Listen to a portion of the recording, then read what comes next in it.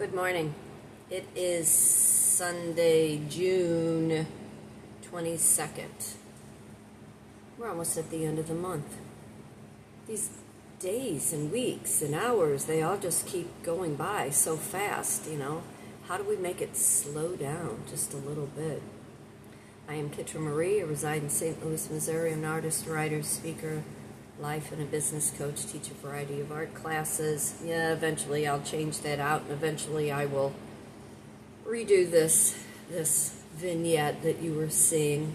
The last couple days I have not felt real good. The heat has really taken a toll on me, along with all the other things that I've had to deal with emotionally.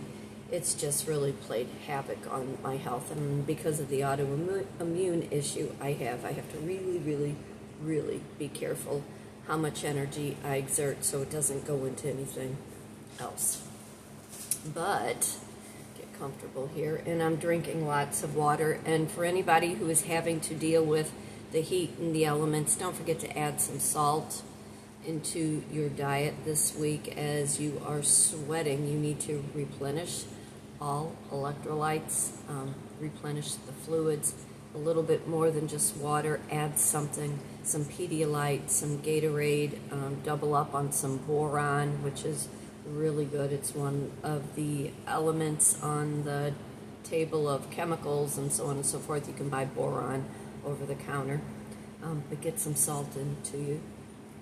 Like I said, I am drinking water and eating ice like it's going out of style to try to hydrate whatever it is that is going on in my own body with this heat.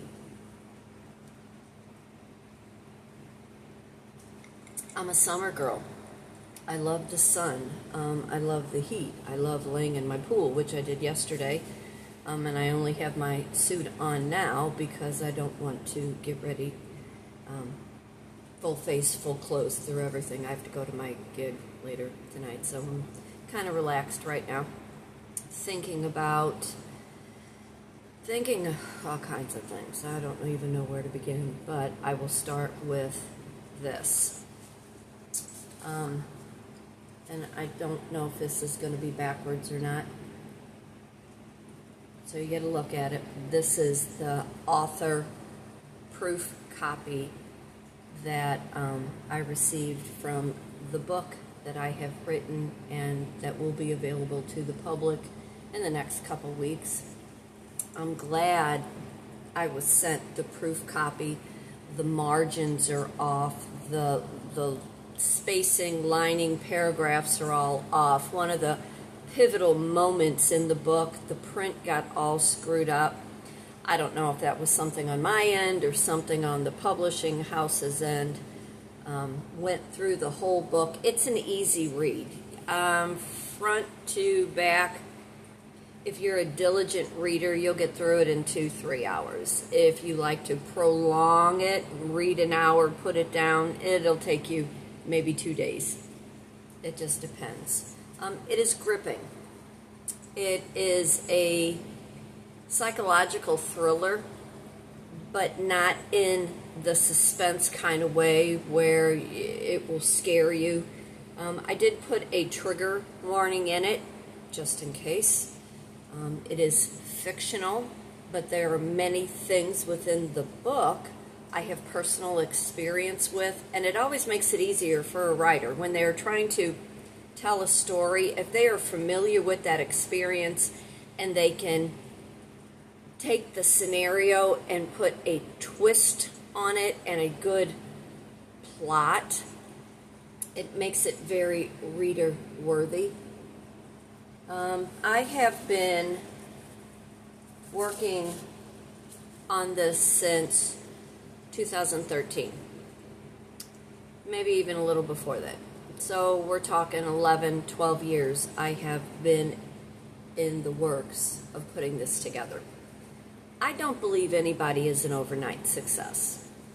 I think it takes time. I think it takes patience. I think you need to have diligent effort into your endeavors in order for it to become a success. Not because you're looking for fame or fortune, but because you are trying to use your talent, whether it be raw or whether it be professionally trained along the line, that you are utilizing the ability that you have, an ability that you have learned, an experience that you have gone through that you want to share. And like I said, although this is fictional, there are some things that I have had personal experience with that made it a lot easier to write. So I am going over all the margins, changed all that, changed all the spacing, changed a couple of the paragraphs within the book. It is my words, it is my story, it is my content. It does say copyright. I'll read it to you. I think it's kind of funny. The book disclaimer kind of things. 2025, Kittredge Marie, all rights are reserved. No part of this publication may be reproduced, distributed, or transmitted in any form, so on and so forth. Reader discretion. There are quotes in here from I have the wrong glasses on, and they're new glasses too. There are quotes in here from the Journal of Social and Personal Relationships regarding narcissistic personality disorder, because it is something that I did study for 2 years. The book in itself, as I was writing it, there were quite a few triggers. I used my life coaching in my art classes. That was all. That was the whole idea of studying life coaching, business coaching, to be able to show people, tell people when things happen to you, it is okay to talk about it. If someone has abused you, someone has done you so wrong, it is not your responsibility to protect their feelings, because if they were so concerned about being this good character, they would have acted better. And, jokingly, I always say, if you did not want to be written about, you should have been a better human being. Again, the book is fictional. It is fictional. Let me just put that out there. It is fictional. Psychological trauma, psychological triggers. There are things, once somebody has been abused, and although you work through it, and although you were able to talk about it, and you have gone through all the measures of grief that comes with, because you second guess yourself. And I said this a little bit in a video. We have regrets, we have guilt, we have remorse.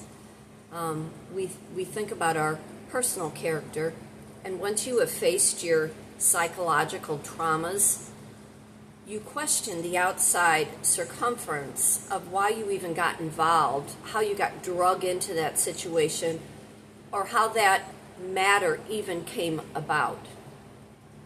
Sometimes you don't know what you're walking into, and fate and God has a very strange sense of humor, and there are lessons in life that you were supposed to learn, and those lessons you were supposed to be able to share. I'm watching my cat. He's like sneezing 12 times now.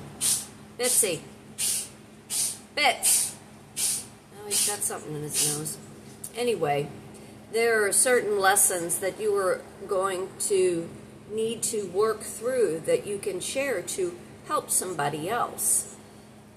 Within that experience, once you become resolved to talking about it, understanding you had no real place. It had nothing to do with you. It had more to do with an outside and what that person, place was going through. You combine it with the people, places, so on and so forth, and their addictive behaviors and how their coping mechanisms interacted with someone who had a different set of coping skills. I talk very openly about how I grew up. My father was a functioning alcoholic. My mother was a victim of domestic abuse. She died at a very young age, leaving me and my sister. I was 6, my sister was 3. You have abandonment issues in there, things that were out of our control, being sheltered by my grandma and grandpa, being raised with a set of standards that most people are not aware of, the high quality of life you're expected to live. And then you come in contact with kids of all walks of life, and you learn about all their dysfunctions, and you try to understand why is their life different than your life, and you grow up with this not being better than anybody else, but having such a higher regard for the way that you want to live life. And going to a Catholic school, being protected and sheltered and being cloistered in a certain type of group, and then being thrown into a public school system where it was a free-for-all. And then as a teenager, you're trying to figure out who you are and what you want to do with life, and either you become so codependent on your family because they want to keep that close-knit together, or you just become rebellious and you're trying to figure yourself out, and because you're not fitting into the norm of what your parents want you to be, then you act out and you get yourself involved with a set of kids that who knows what is going on. So where am I going with all this? The life that you grow up and the parents that you have and what your situation is, somewhere along the line there is psychological trauma. And although growing up you probably think it wasn't trauma, it wasn't that bad, but then as you get to be older and you have a wider view of what life really looks like, and you are looking back into the way that you were raised, you understand that was not normal. That was dysfunction at its best. And where, my sister and I have always made the comment, they did what they could with what they had to work with and work through. And the grief that my grandma and grandpa and my aunts had with losing my mother at such a young age, and she was the prodigal child. She was the one that had the promising career. She was the one that sang semi-professional. She was in the spotlight. She took her talent and was trying to do something with it. And when she met my dad, because of all of his addictions and his insecurities and just the parts of the devil that lived within his soul only because of the way that he was raised, it is a trickle-down effect. So as you get to be at a certain age in your life, when you are looking back, when you were trying to put all these pieces together, and then you were becoming the better version of who you are, you recognize the psychological trauma.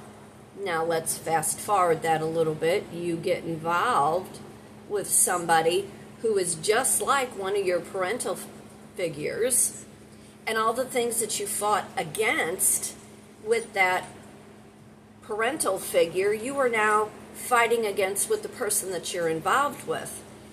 And it's a match of head and heart.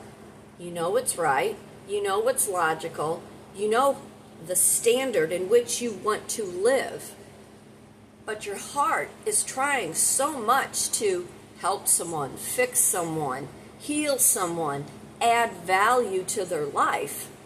And when that other person resents the healing, the fixing, you deplete yourself.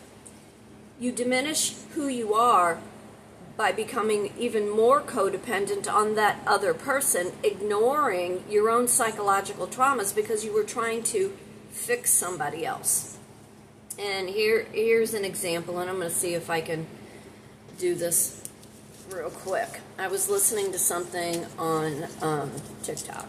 Love TikTok. You have a person you love, person you're absolutely crazy about, person that you would do absolutely anything and everything for. And you have a piece of paper. And that person that you're just so crazy about needs something, and you take your paper, because you are a giver, you are a sharer, and you say, here, you can have this piece of paper. And that other person says, thank you, I value that so much.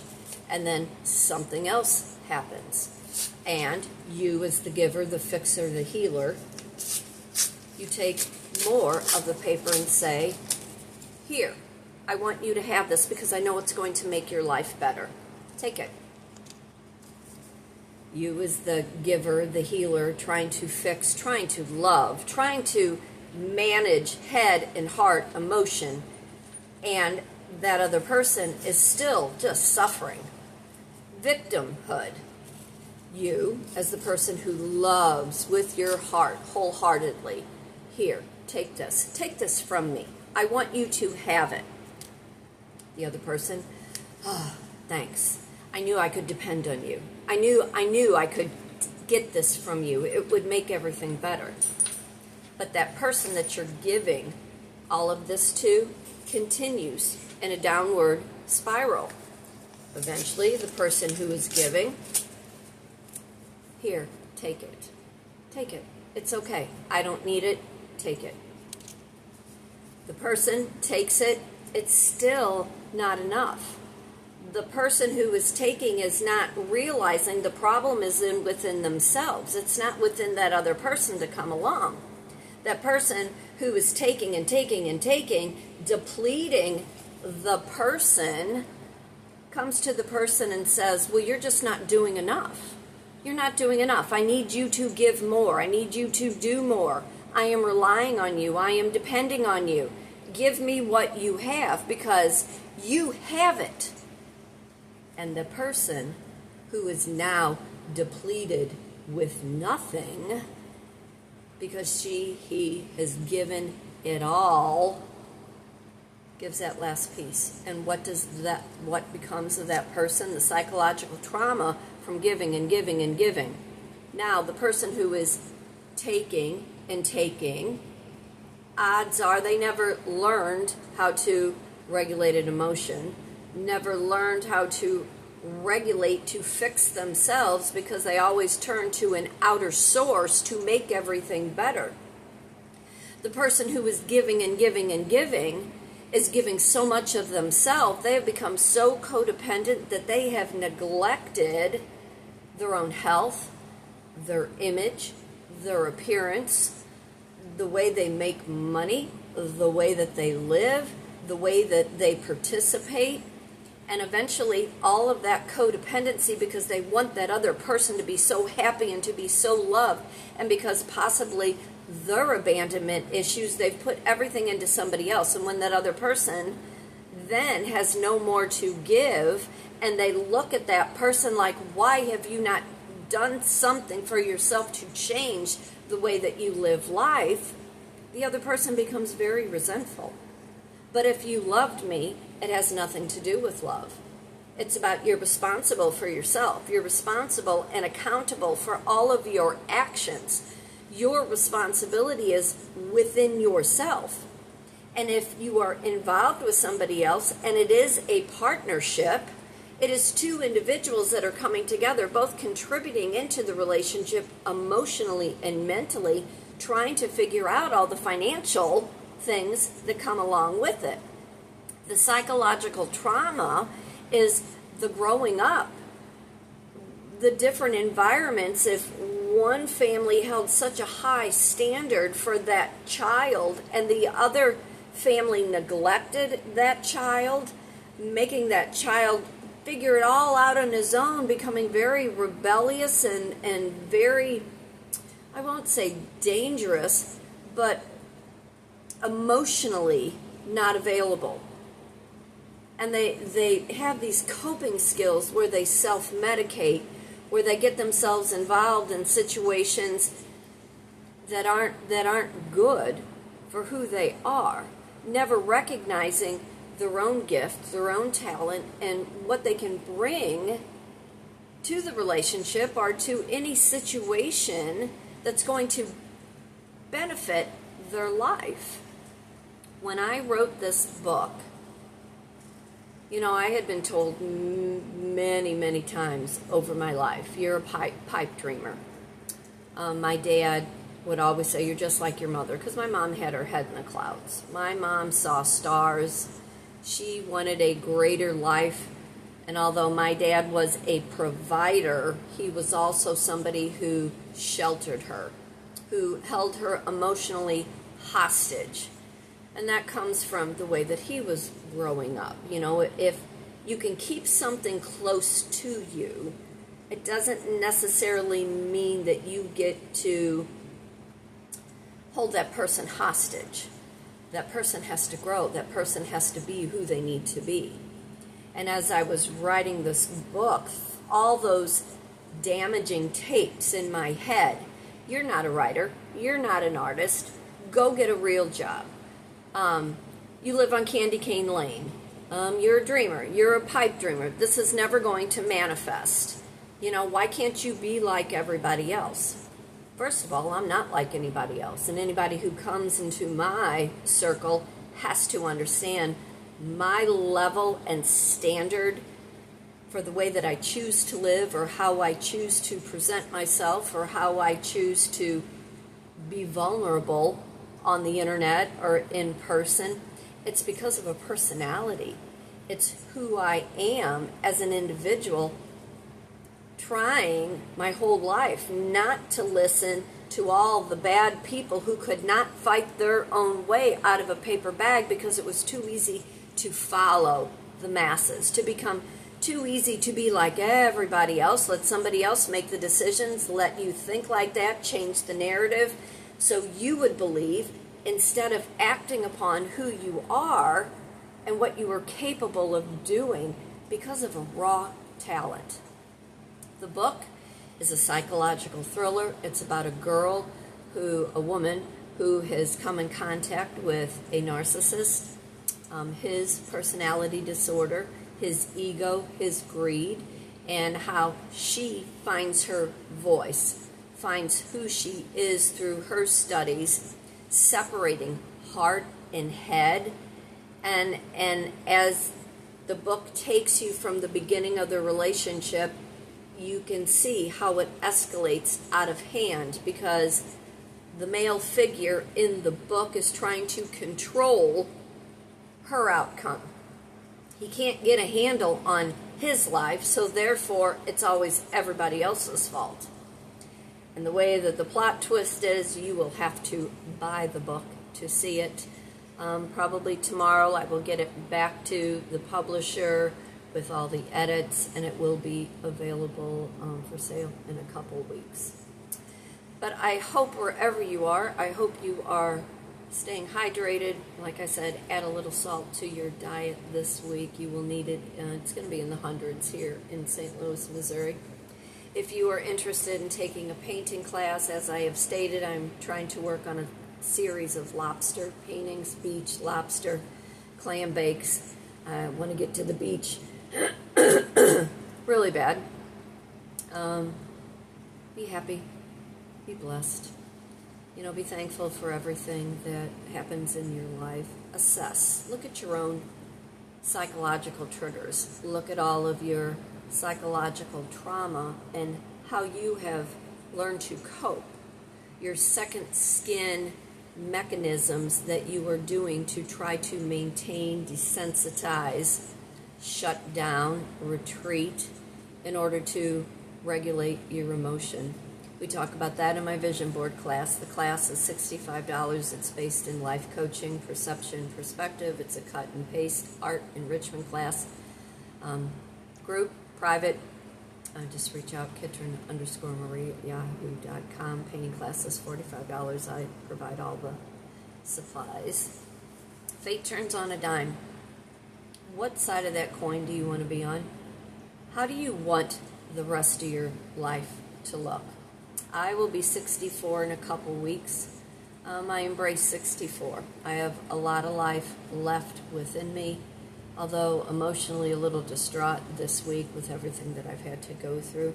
You know, raw talent, learned talent, lessons that I have learned, lessons that I am turning around and trying to share, trying to help somebody see another way of life, living for a higher purpose towards a higher mission, because you have so much within you that you are not sharing to the world, who needs to hear and see what you are capable of.